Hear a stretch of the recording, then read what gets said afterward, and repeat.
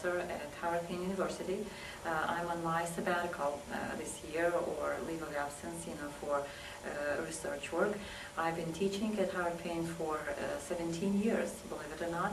And prior to teaching at Howard Payne, I had 14 years of experience teaching at the university it's economic university in Odessa. I'm saying this because I think it relates to Brittany's assignment, or to your assignment, which was to demonstrate or to find the differences in doing business.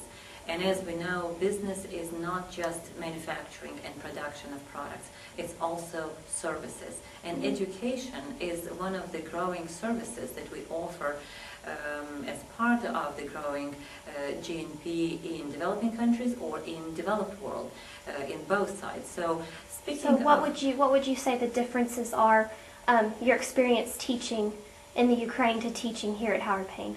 I think, I would probably divide this, my answer into two different questions. The differences between educational systems, that's one thing that we need to look, especially for you, since you're going to, I think, apply one day one of your international business knowledge. We need to be aware that here, educational system has more flexibility than in Ukraine. Okay. In general, you have curriculum that you put together for yourself.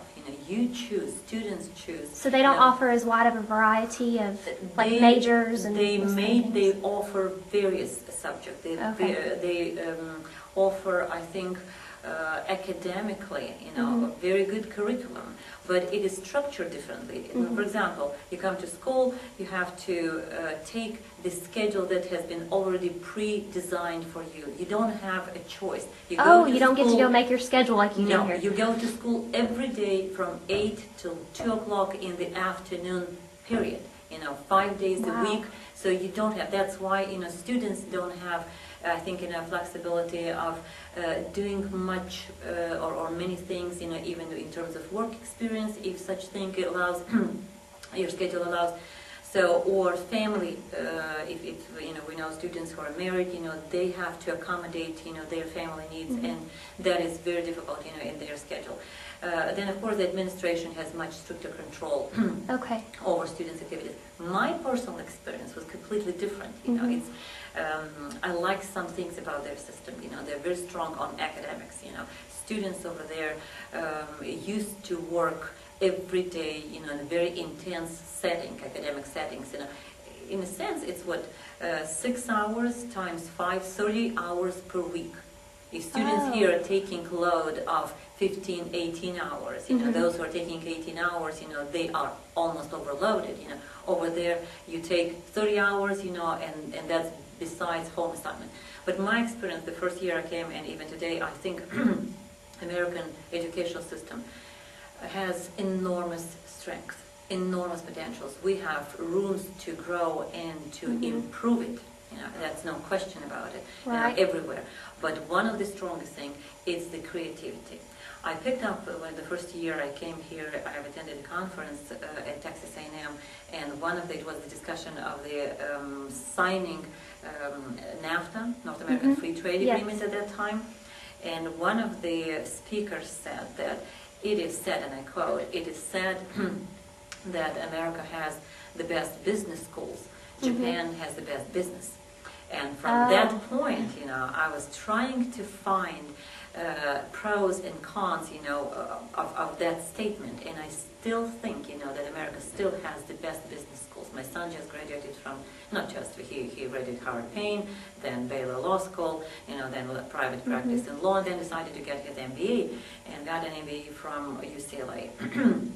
And I can tell that these young people in these very highly, I think, academically charged environments, they were as good analytically as our analysts today. From last year, I knew that we are facing a time that would be compared with Great Depression. That's from Sergei's environment and Sergei's comments, that they were making. They were analyzing our credit system. The main statement that they have made, it means American students, they told me when I visit with them, they said, we have, over the years, we have refinanced our problems. We didn't solve our problems. We didn't restructure our industry or our banking environment. We just refinanced our problems. So I have very high opinion of American educational institutions. Mm-hmm. And hard-based students are, it's just a delight, delight, right. Because, we have, I think, the best of both worlds, the freedom, right. And the honesty, which is one of the hardest things, to find today. Okay. What about business practices compared to Ukraine and here? Since I do business consulting and I'm involved in different business business operations with American companies doing business in Ukraine, of course I can see the differences in practices in Ukraine versus American business environment at different level. For example, at the macro level, our environment, United States environment, is more open for businesses and gives, again, more freedom for businesses to choose their field of activities, not to go through a very complicated bureaucratic procedure. You want to incorporate, you have a good idea, which I would encourage everybody in the classroom, and if you have good ideas, think about it, build a business plan, give it to as many professors as you can while you're at school, because that's a free consulting. Mm-hmm. They may grade you as C project, but you will right. learn from your mistakes, and then incorporate your business, and you will find financing. If you have a strong business plan and you're passionate about it, you'll find it. In Ukraine, the regulations are still so enormously restrictive, that in order to incorporate, you have to put literally into the bank, as your origination fund, such a significant amount of money that many people don't have. Oh, and wow. That's why the business climate over there is supporting big businesses rather than small businesses. And we after many years of market development, what people in Ukraine have found that one type of monopoly, government monopoly, has been substituted by the monopoly of the large capital. If you don't have, what are the main characteristics of monopoly, is that very high entry fee, or very high cost to enter the market, and that's exactly what Ukrainian. So that's one difference, in business practices in general. Of course, there is much less infrastructure, telephone lines, fax lines, internet connections is not, and it's very important for businesses, Mm-hmm. Information is power. The speed of getting information costs you money, whether you make a decision, sign a contract, or so forth. But at the micro level, again, we have here still, I think, the best of our practices based on our values on honesty and trust. People still do business on handshakes.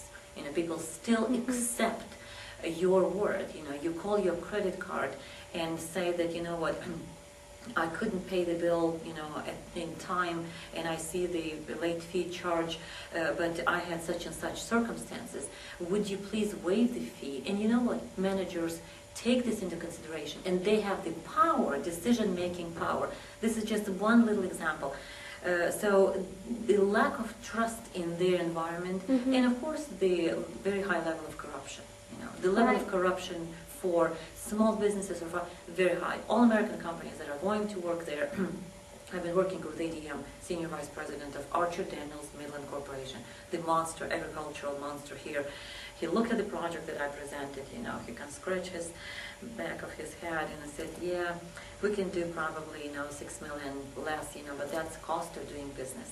And American companies are working in this environment and are trying to operate in the most ethical way.